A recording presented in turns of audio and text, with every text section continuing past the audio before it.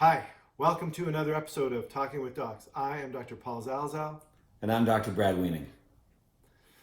Thanks for answering my call today, Brad. How are you keeping with all the COVID business? I can't complain. I've resorted to painting. I painted one of our kids' bathrooms last week, so. Very nice. Well done. Yeah.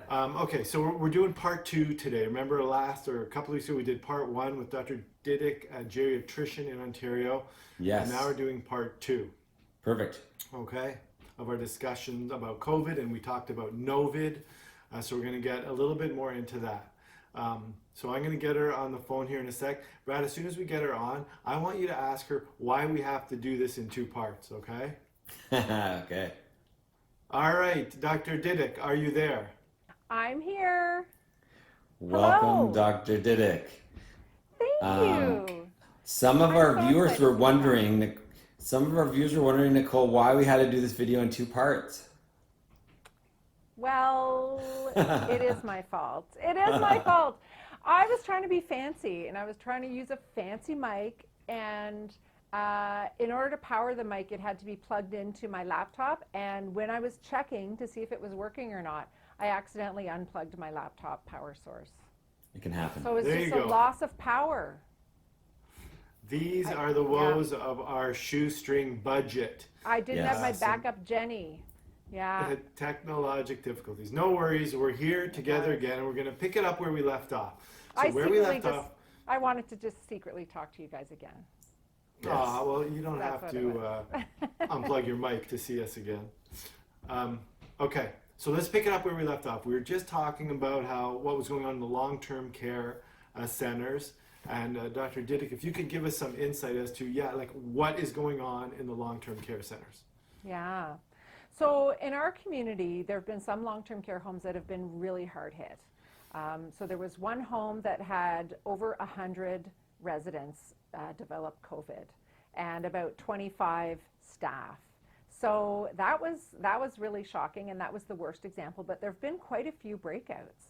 I was talking to a PSW today, and she was really proud that her facility was COVID-free at her long-term care home. So it's more the exception that homes haven't been affected.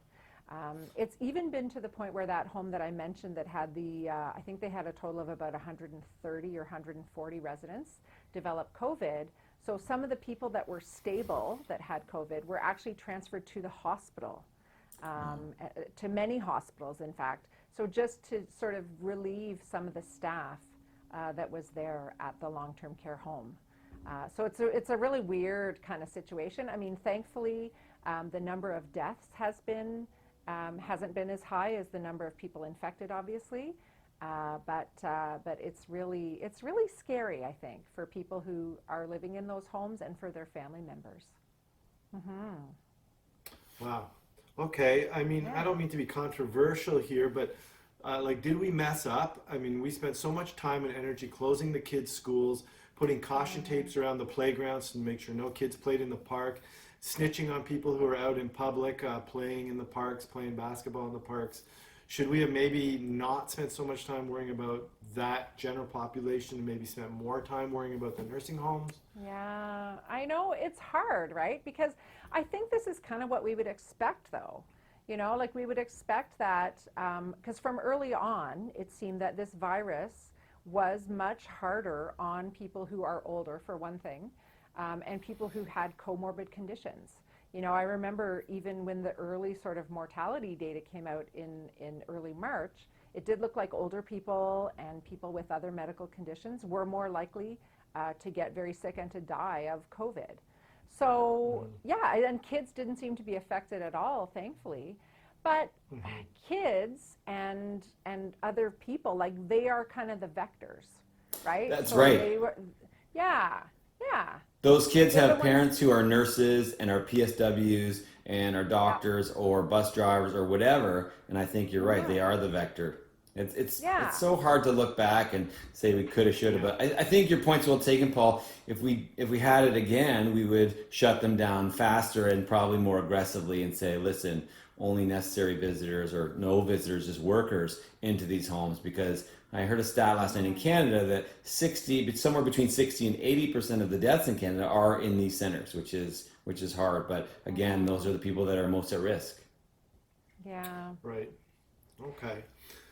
Yeah, I mean, unless we sort of say too, like I think some of the early work too, when this was all breaking, was trying to do some advanced care planning in people who are living in long-term care, right? So, so sort of figuring out if someone, of course, we want to prevent COVID or other infections from getting into long-term care, but if they do, how would the older adult who's living there, like how would they want us to respond? You know, would people want to go to hospital, or would they want to just be treated in the home in a palliative way? So that's something too that I think a lot of us don't want to talk about. But like we used to, you know, you've probably heard the saying that pneumonia or the flu is the old man's friend, which is a very, very dark humor, right? But it's kind of, I mean, most people who are frail and who are living with dementia, infection is commonly how people do pass away, you know. Yep. And so so maybe if we just have some frank discussions about what people value who are in long-term care, then it's easier for us to cope with these kinds of outbreaks because we have a clear direction from people about what kind of care we need to provide, what kind of resources we need to do the right kind of care, right? Rather than just worry that we're going to have a flood of people in hospital, let's figure out the best way to provide care in people's homes, which is the care that people want. That's the discussion that I think is going to come out of this. I hope. I think that's a good discussion. That's really interesting because I have not seen that at all discussed in the media or anywhere really where you're looking at, what percentage of these people, these unfortunate people that have contracted the disease and ended up dying from it, what percentage of those people would you estimate were a do not resuscitate status, or they had a status where it was like their wishes were, if I get ill and I'm going to die, don't try and save me. What percent are you, like, and you've been in the old age homes and the long-term care centers, what percentage of people who have passed away from COVID-19 do you think are actually that DNR, do not resuscitate status? Yeah, I think it is the majority. For sure, Really? most people. Yeah, I do. And remember, do not resuscitate just means when I die, naturally, don't try to attempt resuscitation, right? So if I appear deceased, don't try to revive me. Yeah. So just because a person is DNR doesn't mean they won't necessarily go to hospital. You know, it's probably important to distinguish that. So I think most people would would say they want a natural death, like if they happen to die, then to allow them to pass naturally. But more people, I think the thing is that more people might still feel like, well, I still want to go to hospital, or, you know, I might still want to have this or that, but I don't want to necessarily go on a breathing machine or you know, go to the ICU. So I think most people who were a do not resuscitate would be the majority, but some people might have still had a preference to go to hospital. So and if people don't discuss it, I think the default is always to do the more aggressive thing. Yeah. Right? Because we don't want to, you know, we're afraid of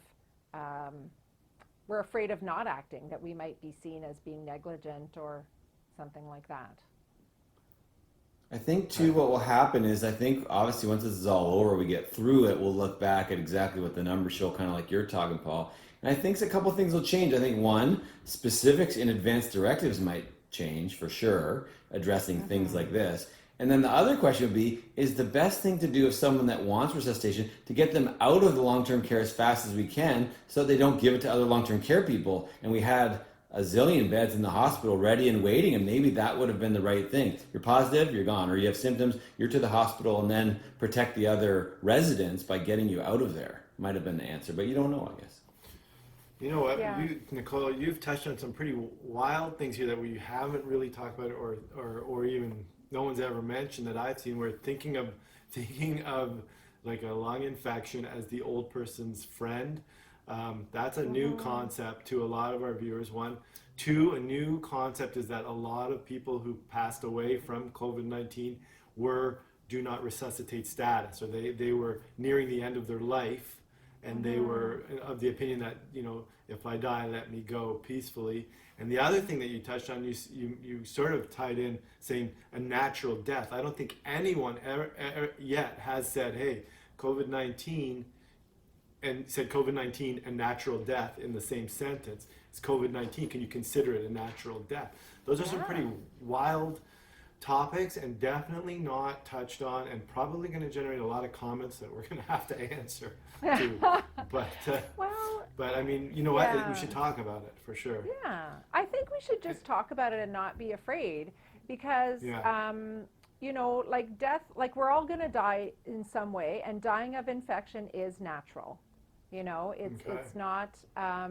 It's not dying by violence or something like that. So it's one natural way to pass away.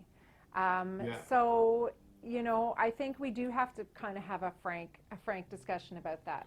And thankfully, like I'm kind of happy that again, when this was just starting to break, I was sort of hearing about how in Italy, for example, there was some doctors were having to make decisions about who even gets a ventilator and doesn't. And so thankfully, I don't think we've had to face that here.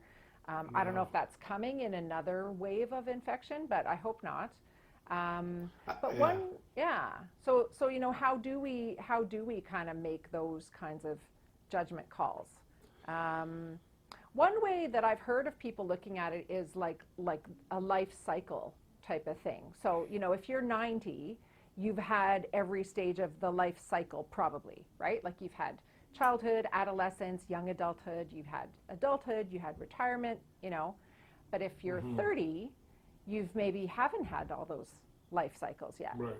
So that might be one way of thinking about it in terms of prioritizing. Where do we put the resources to prolong life? Like maybe we would put them towards someone who hasn't had as many iterations of the cycle than those who haven't. So that's one way of looking at it. I don't know if I totally. It's always good if somebody's personal choice can obviously be in it too, right? Yeah.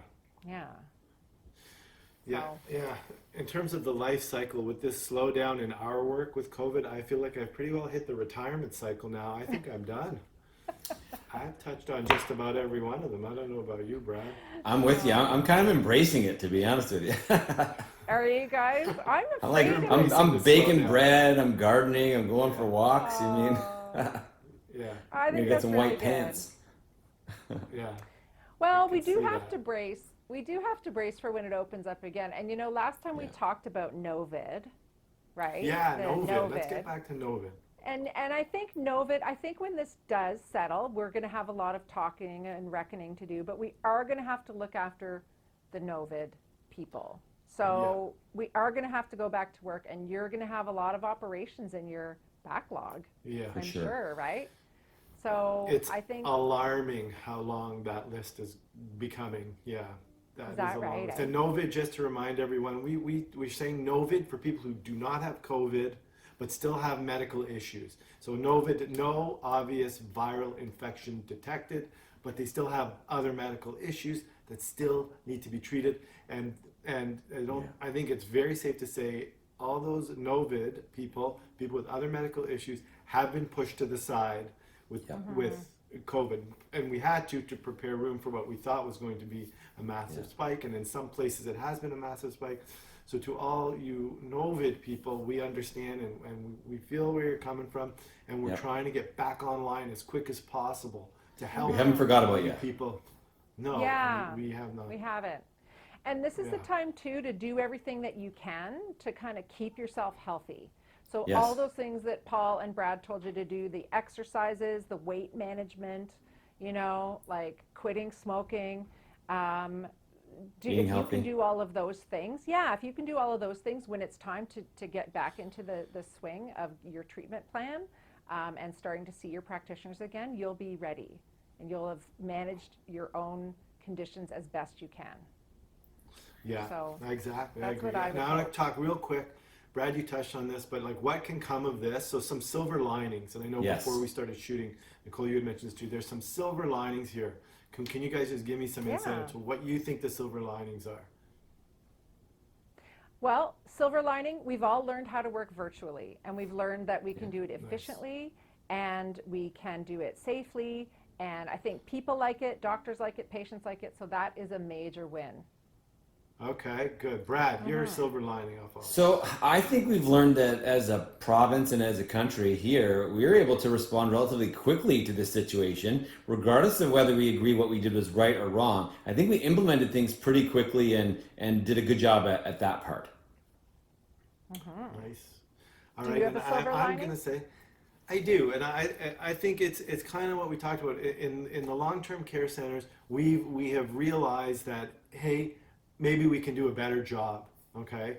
Because this thing came at us, and we were quick to, protect ourselves, protect our kids, and we kind of, I think, could have done a better job in the long-term care centers. And now that it's really shed some light on the situation in long-term care centers, and I think long-term care centers are going to become better after this. That's my silver lining, and it works because of the silver and the silver hair and all that stuff. So we got a silver there. I can't believe it took Not us that so everyone in long long-term to care homes get has there. silver hair, Own.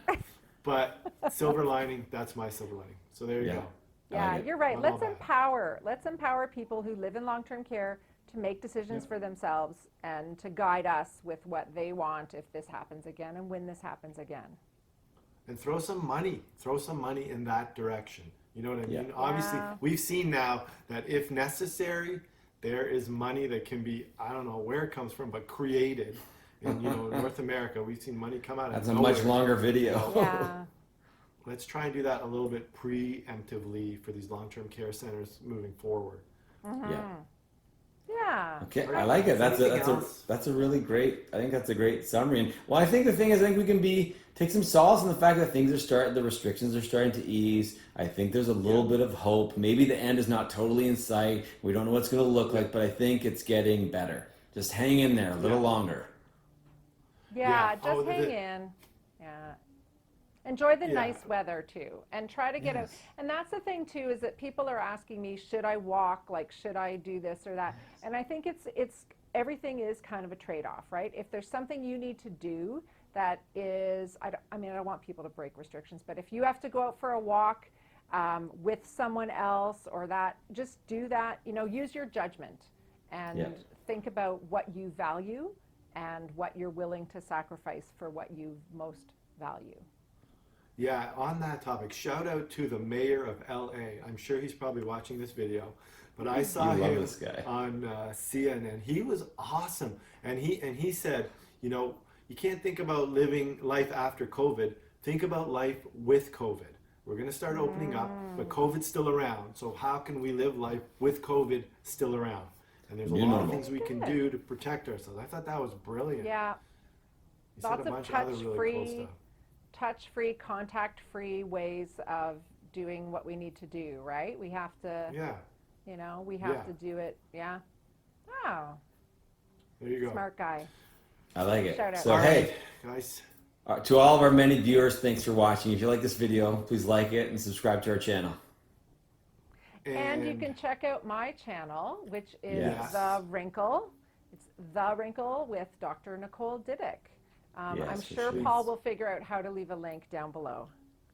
Please check it out and don't count on that. I am not good at links.